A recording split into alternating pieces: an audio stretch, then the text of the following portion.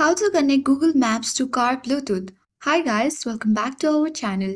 This is Rose and without further ado, first of all, open settings on your phone.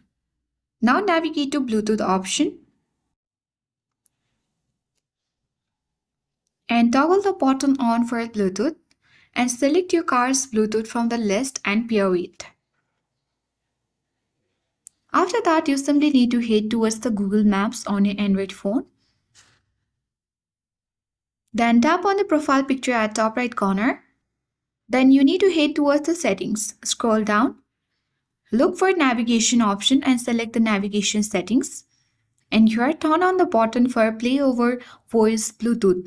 And after that you need to test the connection. Start navigations in Google Maps and make sure your car's audio source is set to Bluetooth. You should now hear Google Maps direction through your car's speaker.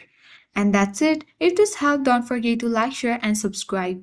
Thank you for watching and I'll see you in the next video.